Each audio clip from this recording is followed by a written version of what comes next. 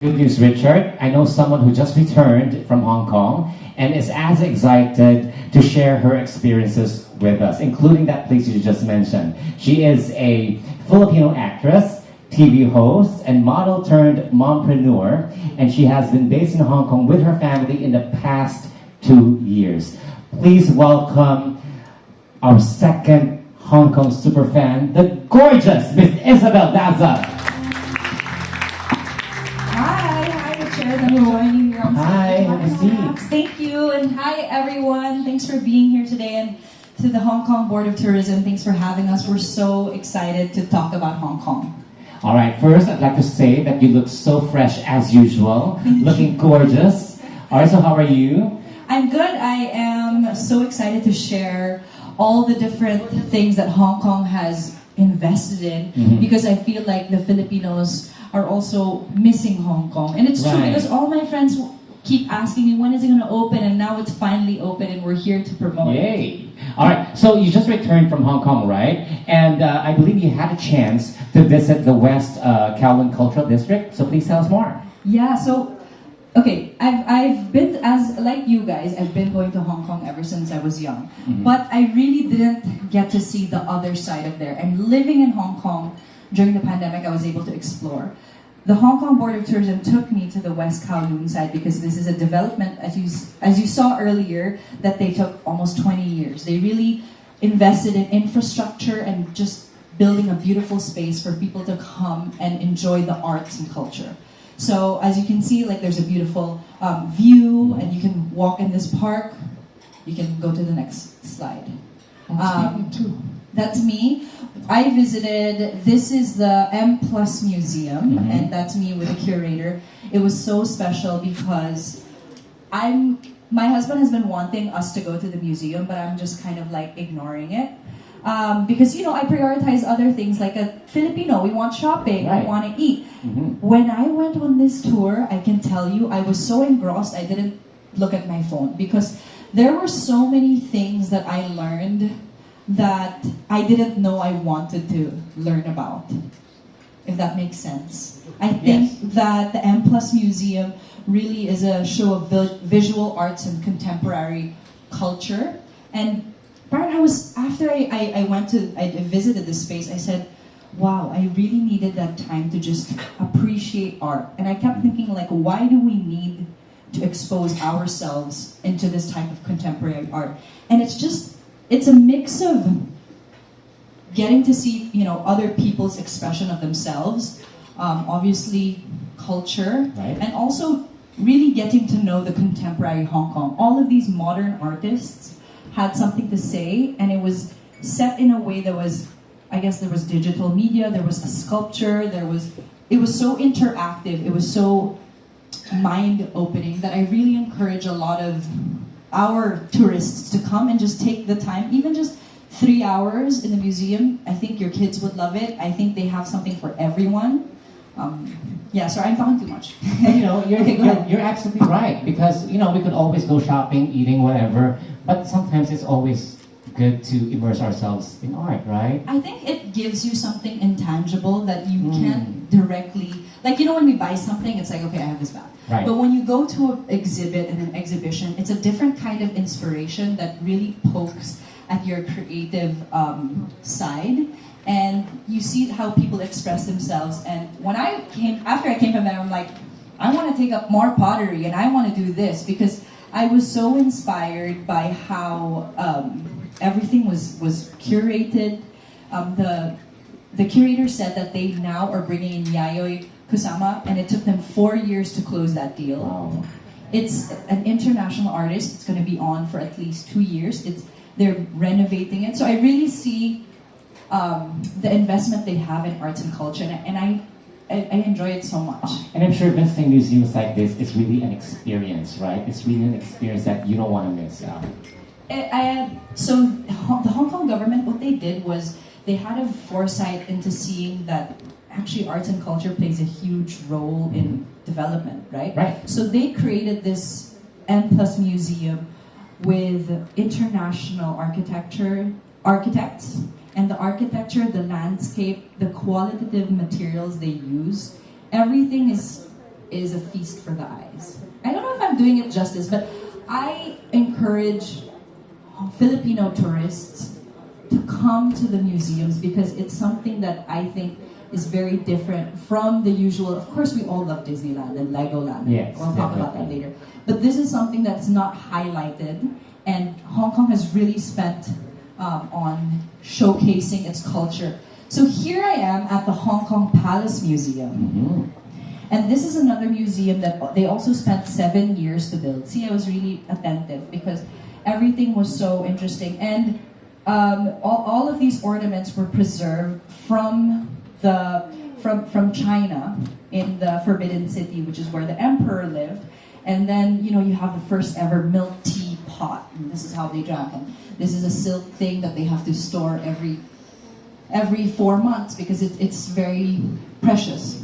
And this gives a big insight into Chinese culture. And I was like, how come the Chinese always have dragons everywhere? And then natawa yung curator, he was like, yeah, that's true. It's a mix of a snake and a tiger, and it's a very mythical creature that shows power. Because in all of their ornaments, there were dragons. Right. And elephants for good luck. So it was just so eye-opening because I didn't know that I wanted to know more about the culture and history of Hong Kong. And if I'm not mistaken, you could also walk by the bay. Yeah. Near this place. Yeah. So everything is walking distance, and then you have a beautiful. Oh, that's not yet. Everything is walking distance, and there are a lot of cute cafes and third wave coffee shops. I think right now this generation has also found a new appreciation for like coffee and when they do those pour over things. Hong Kong has a lot of great coffee shops that you would love. My husband loves going to them. He goes to a new one every other week. So yeah, in the West Kowloon district, there are a lot of like really cool, small, specialty coffee stores. And I'm sure hanging out there would be really relaxing too, right? A lot of people hang out there, and there is an area where they do like the jazz festival. Parang they created this multimedia space that you do different events every month. Wow, that's interesting. Yeah, it's pretty diverse and cool. And it's something new for people who haven't been there, right?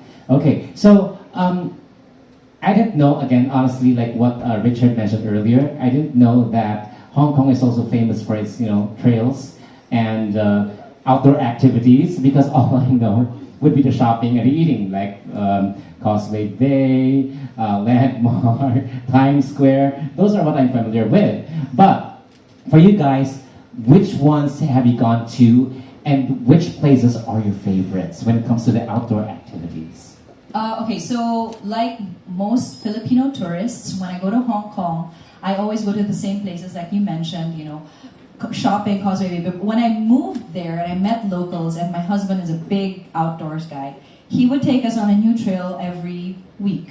And so I love the Lantau Peak Trail. It's a bit harder. It's 3 hours to get to, and I did it when I was like pregnant with my second son. Wow. But it's so beautiful. And then when you land, there was like Buddha exhibits, and there are temples.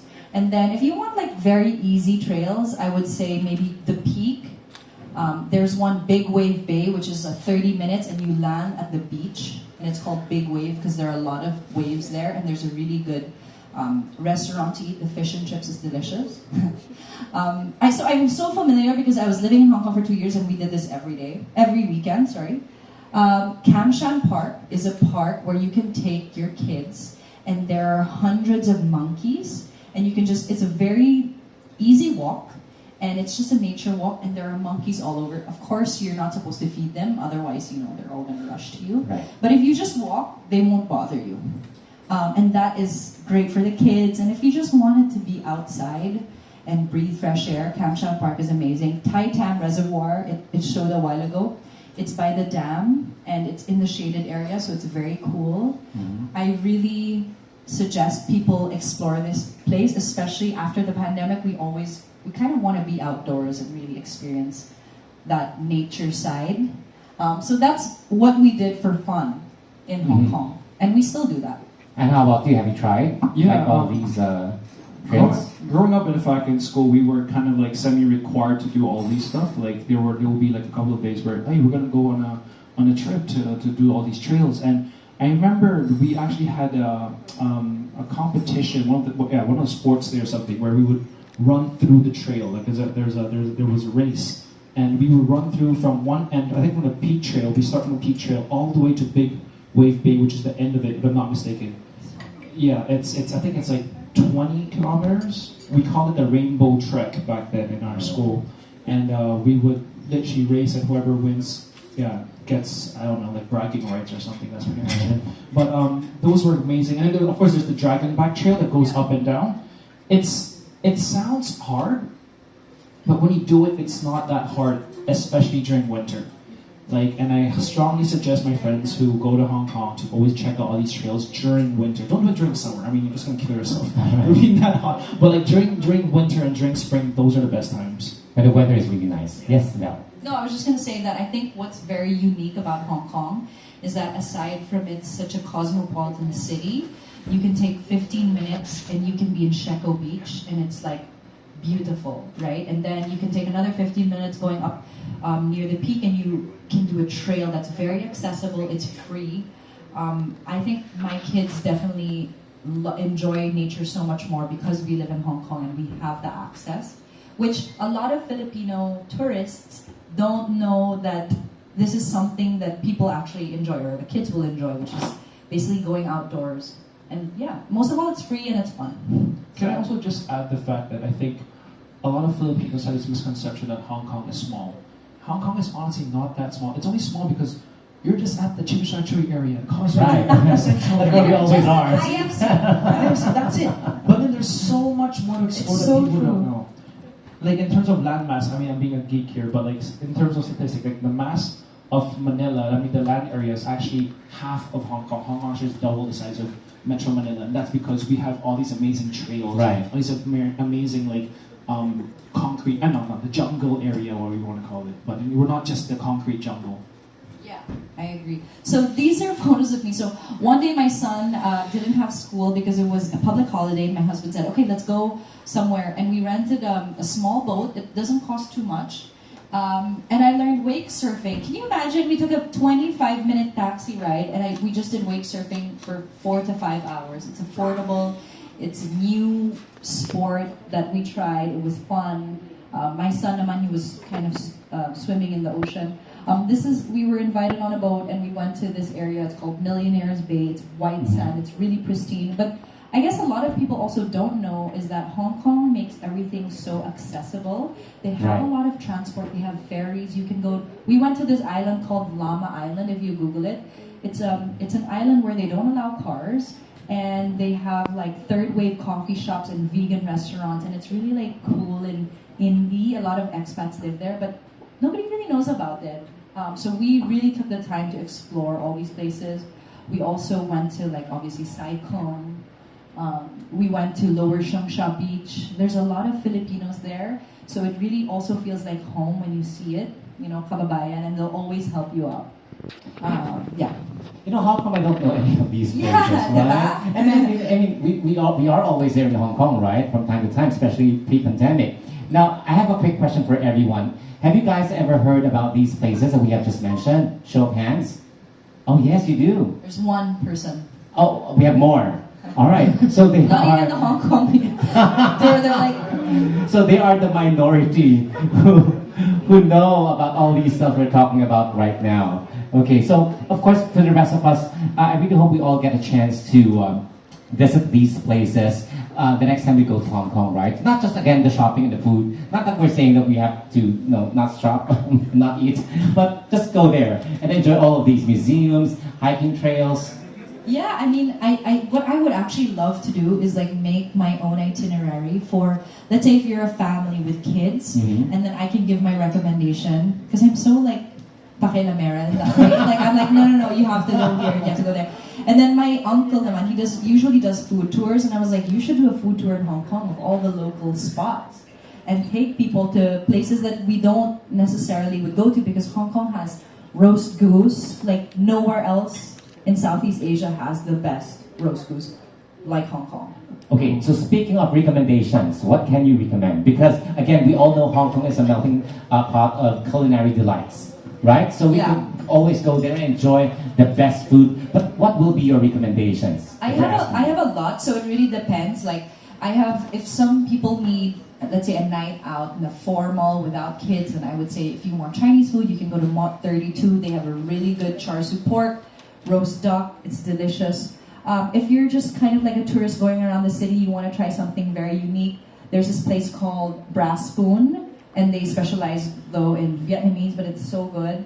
Zagin Soba, they only have like 4 things on the menu. They have like chukomen ramen and then like chicken wings. There's always a line, but it's absolutely worth it. Hong Kong is such a melting pot of different culinary places. So I was just telling my friends last night, because we were looking for a bar to come here in Manila. And I was like, if you guys came to Hong Kong, there would be an endless number of wine bars, also mixologists. So Hong Kong has like the best cocktails in the world. So if you, for example, are entertaining guests and you guys want to have yummy cocktails, there's just so many places. There's Casio, there's all these cool new places that opened up.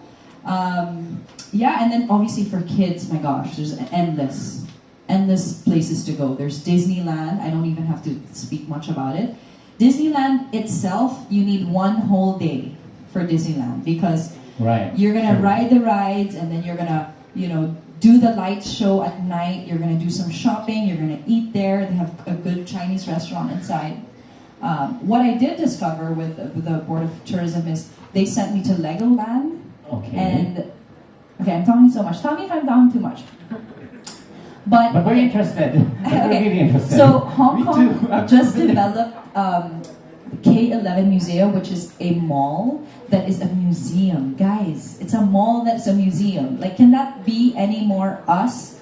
So when you go there, it's just so beautifully crafted and designed. Even the elevator, mapapa, like, wow. So in the K11 Museum, there's an area for kids. When you go down, it's all shopping for kids, and then there's a play area for kids. And then you have Legoland. So we went there. My son, Balti, he's 4.5, and then I have another son, Valentine, who's 1.5. They were throwing tantrums when we had to leave. I was like, guys, we can't stay here the whole day. We went through Legoland, and it's just a feast for the eyes. It's so much fun because you see Hong Kong and built in the Lego, and then there's rides inside Legoland. There's a 4D cinema. So while we're watching, there's like, we're being a little bit wet. We can smell something, like, oh my gosh, it's just so much fun because they really think of the family. Sometimes you go somewhere and it's not kid friendly. You're like, can I get a high chair? And they don't have. Right. Okay, K11 is not that. It's the mall for the family, but it has something for everyone. There's an incredible beauty section, and you can really see how they've just kind of paid attention into building stores. Honestly, if you just go there, you're gonna appreciate the stores, the lighting, how they display products, how they do the packaging. I am just so impressed with how they do it there. Everything is thoughtful. Even the music that they play, they think about, okay, this for the kids section, on level 2 and level 3, it's a different type of music.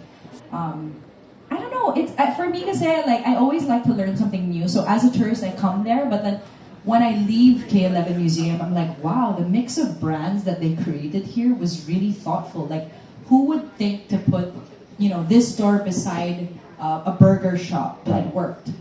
So it's all about creativity, right? Yes. And of course, like what we're saying, if you have kids in tow, again, these are the best places to go, right?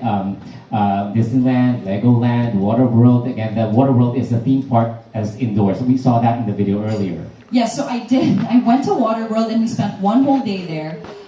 For the families who want to go to Hong Kong, I think Waterworld and booking in the Fullerton is a good idea. My friend booked there. So there's something for everyone, even if you're kind of older and you don't want to do all the big rides. There's a very chill ride that I did like 5 times with my 1-year-old. And then it's just very safe. That's what I was talking about earlier. In Hong Kong, you don't feel like you can walk around at 3 a.m. and it's very safe. And also in somewhere like Waterworld, there are a lot of lifeguards. People are always kind of telling you, don't run here, you might slip. But more than that, they have really thought of different activities for children of different ages. So for example, my 1.5-year-old had so much fun in his like little play area versus my 4-year-old who did the super slide versus my husband who's really my firstborn child who's like 35 and he was like jumping around doing all the scarier things. So they have something for everyone. And I know it sounds so cliche, but Water World was a really great temperature. Like you don't come in and you're like, ay, ang lamig. No, it's very comfortable. And it's just so entertaining. And of course, again, these are all the places that we are all looking forward to visit when the time comes we go back to Hong Kong because, as they have mentioned earlier, the restrictions are easing up already. So that's good news for everyone. So again, we'd like to say thank you to both Richard and Belle for sparing us their most precious time, sharing with us so many things. Come on, let's give them a big hand, everyone.